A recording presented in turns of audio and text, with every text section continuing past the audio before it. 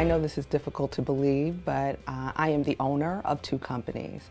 I am the owner and vice president of Horizon Pediatric Systems, which owns and operates a medical daycare outside of Trenton. I am also owner and CEO of Camden Shipping Corporation.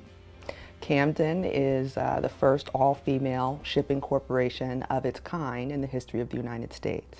We started Horizon Pediatric Systems first. I saw that there was a niche and an opportunity, if you will, to serve children, but to serve children with special medical needs. And so my business partner and I started walking around the community, talking to people about health care, and it was undeniable that there was an overwhelming need for this type of service.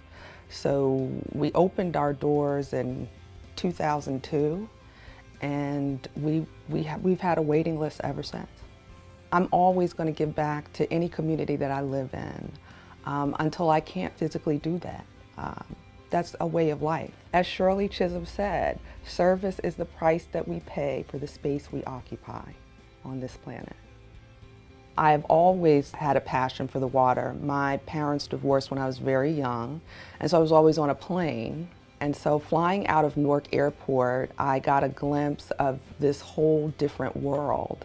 And I used to refer to it as the secret place. Well, one day I happened to sit next to a maritime attorney. And he told me that's world commerce. That's what binds the world together as a global community.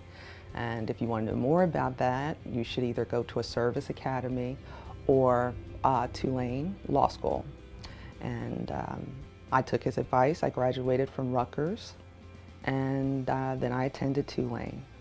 And I walk into the first class, the maritime, if you will, 101.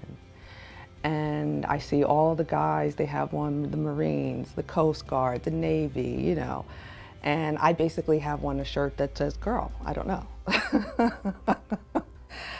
And the professor stops the class and he says, "Why are you here?" And I looked to because I thought, of course you're not talking about me, right? And he says, "No, why are you here? And there are other courses that you can take on the rostrum." And so from that day on, I mean, it became, sort of like I didn't understand that I was going to have to make history.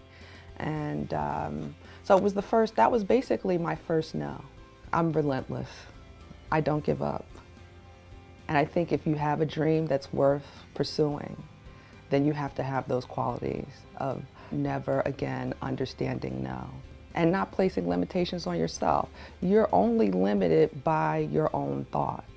Operating this company, for me, is it's an honor because I get a chance to blaze a trail for someone else. There will be more female-owned transportation companies or maritime transportation companies because of what we do. I can't say that I've had one role model.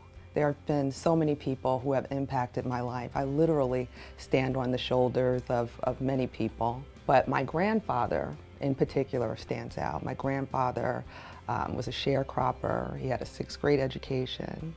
And he saw to it that all 5 of his children went to school and graduated from college. And in the post-Civil War South, that was very difficult to do. And so what I learned from him is that anything is possible. I never really had a mentor, and so I wanted to make sure in that way that I was available to young women. The thing that I want them to take away from their experience with me and knowing me, most or many people live their lives by what people say or what people will think, and what I encourage them to do is to be their authentic self. When I look to the future, Horizon is planning to open up another site in the Essex County area. So we would like to expand our services and serve more people. When I look at the future for Camden Shipping, for the past year we've assembled a ship management team. And so now we are submitting bids to the Navy to manage supply ships. And We will be successful, and we will be the only women in the country to ever do that. My advice to young women is to not accept no.